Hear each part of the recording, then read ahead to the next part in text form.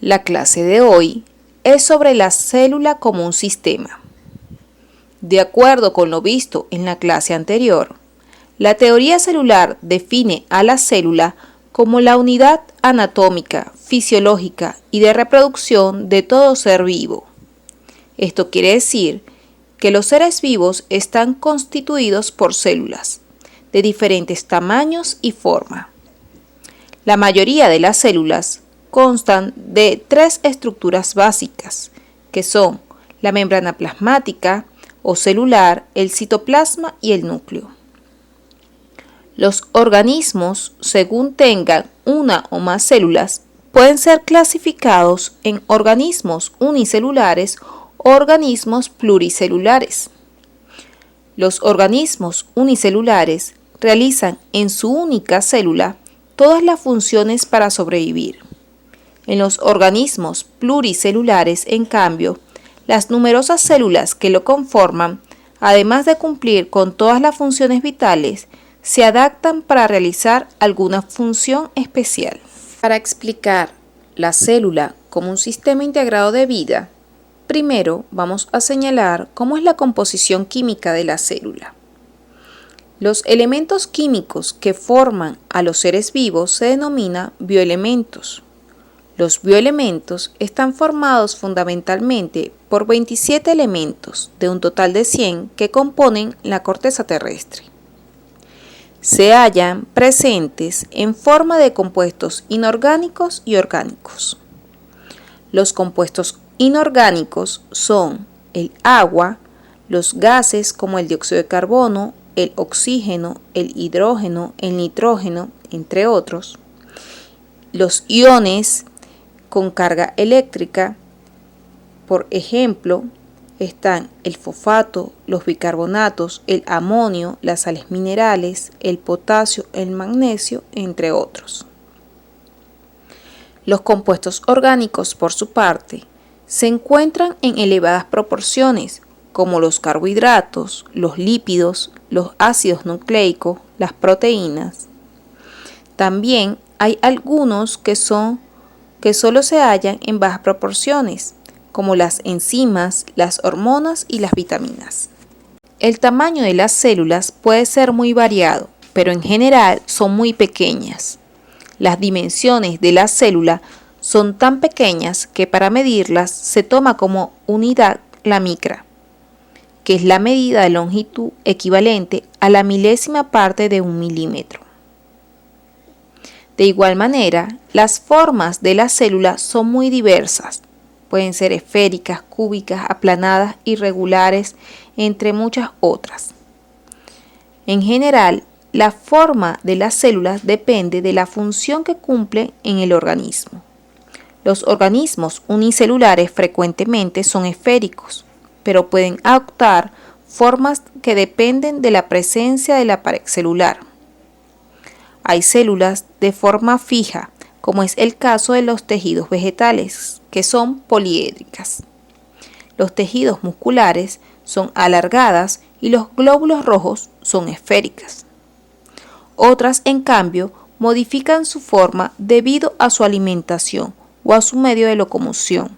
Este es el caso de las amibas, que son unos protozoarios de forma irregular, que se mueven y se alimentan mediante extensiones de la membrana y el citoplasma.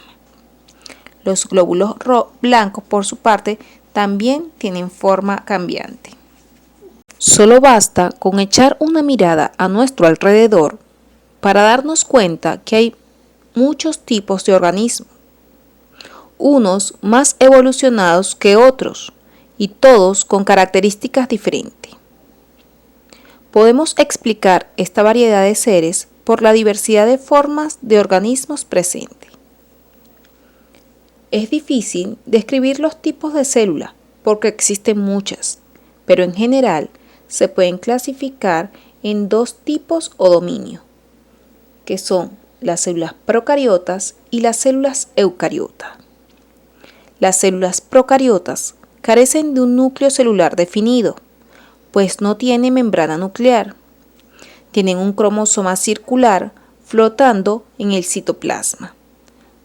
Son de pequeño tamaño e incluyen las bacterias, arqueobacterias y algas verde-azules. Se reproducen por fisión binaria.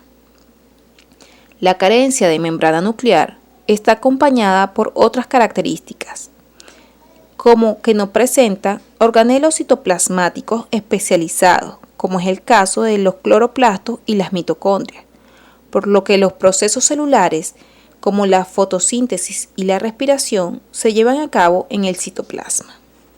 En el siguiente diagrama pueden observar los componentes de las células procariotas. La membrana plasmática, que es una cubierta externa que separa el interior de la célula de su entorno.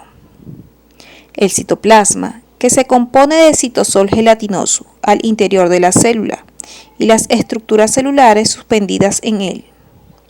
Los ribosomas, que son máquinas moleculares que sintetizan proteínas.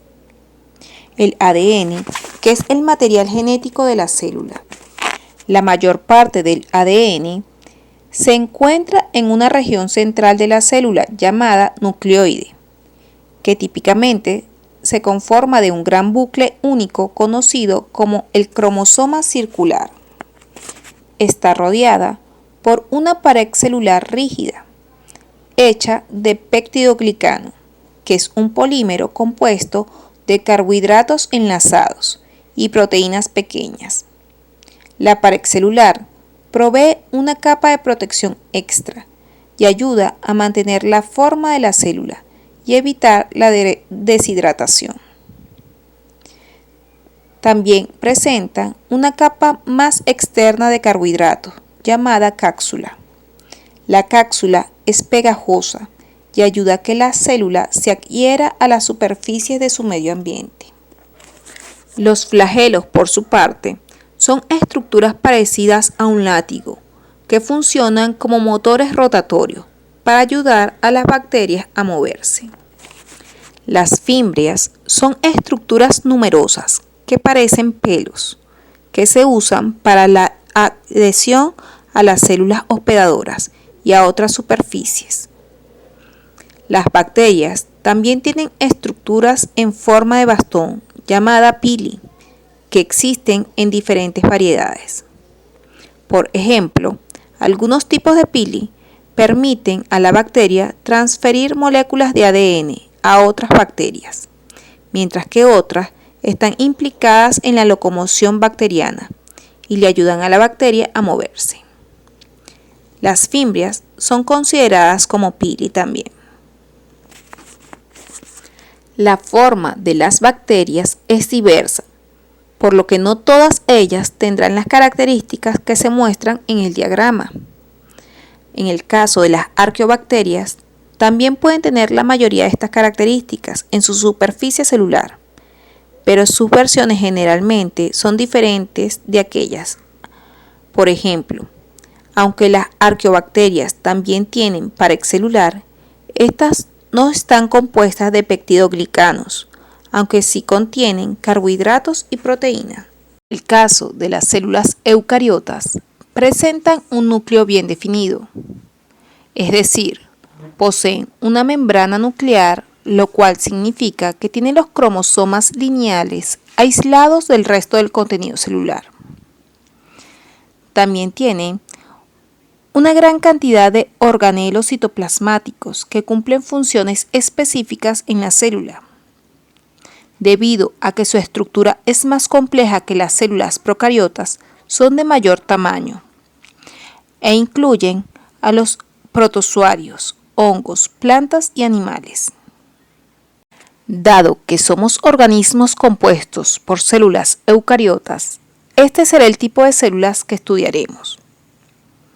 Las estructuras celulares de la célula eucariota está conformada por la membrana plasmática, el citoplasma que contiene los organelos citoplasmáticos, el núcleo donde está el material hereditario y la pared celular que solo está presente en las células vegetales. Plasmática o celular es una estructura extremadamente delgada. Se encuentra rodeando a la célula de forma que aísla el contenido celular de su entorno. Se caracteriza por ser selectivamente permeable, es decir, deja entrar o salir sustancias de acuerdo con las necesidades de la célula en ese momento. Muchos científicos han estudiado la estructura de la membrana celular mediante los modelos, siendo el más aceptado el llamado modelo de mosaico de fluido, propuesto por Singer y Nicholson en 1972. La membrana plasmática consta de partes iguales de lípidos y proteínas, como pueden observar en la imagen. Según el modelo de mosaico de fluido, los mosaicos de proteínas están sumergidos en la doble capa o bicapa lipídica llamada fosfolípido. Los fosfolípidos son moléculas de lípidos constituidas por una cabeza y una cola. La cabeza de los fosfolípidos son hidrofílicas porque están en permanente contacto con el agua. La disposición de las cabezas es hacia la cara externa e interna de la célula, lo que le permite adquirir cierta movilidad. Las colas forman una zona interna hidrofóbica, es decir, permanecen alejadas del agua. El agua no puede pasar a través de las colas hidrofóbicas de los fosfolípidos y las sustancias grasas no lo hacen a través de las cabezas hidrofílicas. De esta manera, todo el transporte celular queda controlado. Entre las colas de los fosfolípidos se introducen las proteínas, que se clasifican en periféricas e integrales. Las proteínas periféricas se presentan en la cara externa de la membrana, sin atravesar la bicapa lipídica. Las proteínas integrales atraviesan la membrana de lado a lado de la bicapa de fosfolípidos. En la membrana plasmática, además de proteínas, existen moléculas de colesterol que se interponen entre los extremos de los fosfolípidos, que le dan flexibilidad y movimiento. Los movimientos de los fosfolípidos pueden ser de rotación cuando la molécula gira sobre su eje, de flexión son los movimientos de las colas de los fosfolípidos y de difusión lateral es el movimiento de flip-flop, que consiste en el cambio de posición de un fosfolípido de un lado de la membrana al otro y requiere de energía. Sobre la superficie de la membrana se encuentran moléculas de oligosacáridos, es decir, azúcares, que unidos a los lípidos forman glucolípidos y a las proteínas forman glucoproteínas, componiendo el glucocálix, que tiene como función la protección de la célula. Intervienen en su desplazamiento y participan en el sistema inmunitario, al darle una identidad inmunológica a la célula. Además, intervienen en el proceso de reconocimiento entre óvulos y espermatozoides durante la fecundación. La membrana plasmática en las células animales aparece desnuda, pero en las células vegetales se encuentra recubierta por una capa denominada pared celular, la cual es una estructura rígida, gruesa y sumamente permeable, cuyos componentes se originan en el aparato de Golgi o en relación con la membrana plasmática. Estos componentes son los carbohidratos y la celulosa. La celulosa es una sustancia que le da la rigidez necesaria para que la planta no se doble. Para que las células puedan comunicarse entre sí, la pared celular sufre punteaduras, que son pequeños poros por donde pasan sustancias químicas, que ponen en contacto unas células con otras. Las células vegetales con funciones de apoyo o mecánica también tienen lignina, que son sustancias orgánicas que impregnan las células, haciéndolas impermeables e inextensibles. La lignina solo se encuentra en las